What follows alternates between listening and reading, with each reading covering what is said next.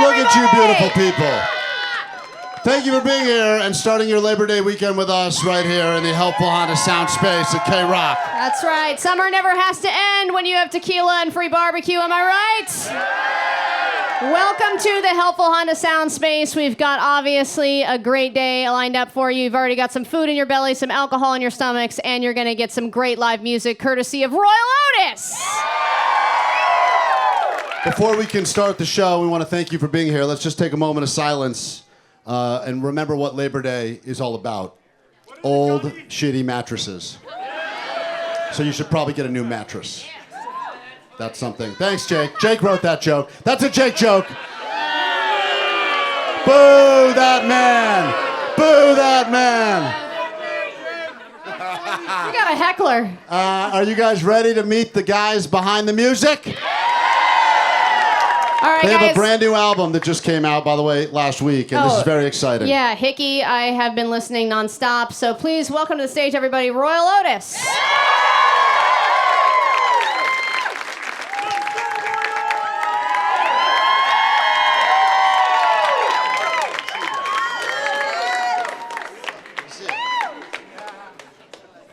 What's good, man? Gentlemen, say hi to your fans, Royel Otis, please. Listen, this is very exciting. We got to talk about new music. We got to talk about this tour. This is technically an off day for you guys. You've had a grueling run, 100 shows over the past year, sold-out shows, plus a bunch of extra ones. Today's your off day. You're spending it with us. So first of all, much appreciation for these guys right here, Royel Otis. Oh, yeah. Over the past year, have you reached that point yet where you woke up and you didn't know what city you were in? Yes. Hit. Do you remember what city eventually, like when was that in your Never tour? found out. I don't know. It happens most days. Sometimes we land in a different country. I'm like, where are we? But you know where you are right now. Pardon? You know where you are now? Yeah. Okay, New York. good. Yeah. New York, that's right. They got it. Nailed it. You know, Well- LA should be special for you guys because this is where you made your album, Hickey, which, by the way, out for a week now, guys. Make some noise for Hickey. Before we talk about the album and the music and your time in LA, let's just talk about the Hickey in general. Is that still popular in Australia? People still giving each other Hickeys? Not Down really. under? Yeah, I don't know. Did you do that thing when you were a kid where you practiced a hickey on your arm, or is that just in America? Because I did that when I was a kid. I practiced on my arm. I think this is a little bit too much information, but I'm just going to give it to you anyway. Probably And did something like that. you Allie did was a something real like that? slut with her arm. Real slut.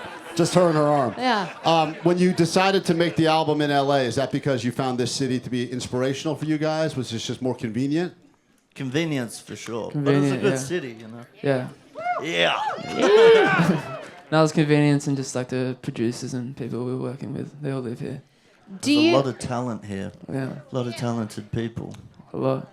did you have a first impression of LA versus what your impression is now? Because like when I moved here, I had a first impression, and now, you know, now that I live here, it's kind of like you have this love-hate relationship, but I want to know what you first thought versus what you think now. I don't have my license, so that sucks. It's like, It's a tough city to not have a license. yeah. I usually walk everywhere, so it's, yeah, that sucks a bit. But other than that, I love it. Yeah. It's also a great city for skating. Obviously, you've skateboarded through our local airport. Now, was that a sanctioned skateboard through the airport, or was that the one where you have to worry the whole time they're going to tackle you and tase you? I'm kind of always worrying someone's gonna tackle me or tase me, but it was alright. It was alright. It's a good form of transport. Having a skateboard in an airport, you kind of just glide through everyone. Hickey has 13 songs on it, which means there's probably other songs you guys worked on that will never see the light of day, at least not with this album. How do you guys decide what makes it, what doesn't, especially if you have differing opinions? Do you arm wrestle? How do you figure that out? We get bullied into it by Oh, nice. higher powers. Where's the higher power? Is he here somewhere? They're everywhere, always. No, we get bullied into it. no, we just kind of like pick, I don't know, whichever one's kind of, you know, I want it to feel like cohesive. So there's songs that didn't really, like solo, they feel okay, but they don't really feel like they fit into the album. And I guess Hickey's just like, all those songs feel somewhat cohesive, so. Well, the whole album to me has a great sound of the summer vibe, but it's kind of like we're getting the song of the summer. I mean, yeah, Moody has already been out, but to me, Say Something, Car, all those kind of have this summer sound, even though it's the end of the summer. when you were making it, was there kind of an intention to have that sound? Like you want people to be listening in their car on a nice day? Do you have any of that in mind, or you don't think about that when you're making music? I think we always subconsciously do that because everyone says that. I thought this one was like a bit darker. Like Pratt's in Pain, I thought was like super dark, but everyone's like, it's so summery and Australian beach sounding. I'm like, fuck, didn't mean to do that. But The last time we chatted, which was just about a year ago, we talked about growing up in Australia and how everything there is trying to kill you, and you explained that you almost got killed, I think, by a jellyfish. I believe jellyfish almost took you out. Any almost near-death experiences in the last year that we should know about? This is for insurance. The band asked me to. The only things that will kill you in Australia are the humans, I think. yeah. Yeah, same in America. True. It's the Same thing, right. When you've been on tour now, you've been doing shows everywhere. You have another tour that you're kicking off soon. Your fans are rabid. I mean, people all week were dying to get into this show that you're about to experience. Have you had anyone that's gotten a little too close, maybe gotten a little baby reindeer on you? You're in a safe space. Yeah, but like in a nice way. They're kind of, yes. Yeah. I don't want to. You get it though, you know, when people are excited and you're just like, everyone's like kind of like, oh yeah, and then you're like, oh yeah. But, Unrelated to that question, can I smell your hair? Yeah, man. No, I'm just kidding. That's cool. But I'm sure it's great. I want to talk because I know you guys have favorites when it comes to the new album, songs that are on there. And Moody, obviously, congratulations, by the way. That's a #1 hit for these guys. Well deserved. And to have a #1 song maybe doesn't matter to you as a band, maybe it does, but is there one that you believe is the #1 song that you'll be either playing today or on the album that people should spend some time with? I think Jazz Burger for me is we're not playing it today, but Just eating it, you got to come to a show to hear that one. I hate this tune. I hate this tune. We are playing that. We're playing that today. Yeah. Oh, great. Nice. Just from like kind of a mental health perspective, you guys have been on the road. You're going to be kicking off another tour. I think you have a little bit of downtime now. Do you use that to recenter yourself? What are you going to do in this little patch of time that you have to kind of recharge? Just be horizontal. Yeah. Eat well. Yeah. Sleep. Drink a lot of water. Yeah. I think we got like 7 or maybe 8 or 9 days coming up. Do you get to go back home at least? We're not gonna go back home. I'm still trying to Fuck figure that. out what we're gonna do, but yeah. Plane ride's too long. Some of the other boys in the band are gonna head back home. We've got DC. we've got some questions here from your fans. We don't want to hog all your time, so we like to wrap up all of our chats before these guys play some songs. Who's ready to hear them play some music here? Before we get to that, though, we give your fans a chance to ask questions. We've collected a bunch of these from people that are here. Some of them are drunk, so please answer them appropriately. All right, here's we go. Questions from your fans. Ally, what do you got? All right, this comes from Christy in Norwalk. What is the best character choice in Mortal Kombat? Oh, I mean, depends if you want an easy win, then you go Baraka.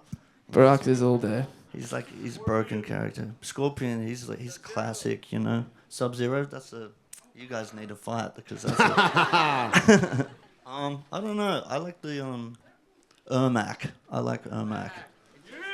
Gentlemen, this question from Steve, who listens to your music, found you guys on KROQ. Thanks for introducing me to Royel Otis. Great band. What has been your favorite/hardest to avoid fast food in America while on the road? Is there something that draws you in? Favorite McDonald's every time hits, I think. McDonald's, like a cheeseburger with nuggets. Sometimes we get like 40 nuggets on the bus after a show. Sweet and sour sauce. He likes barbecue.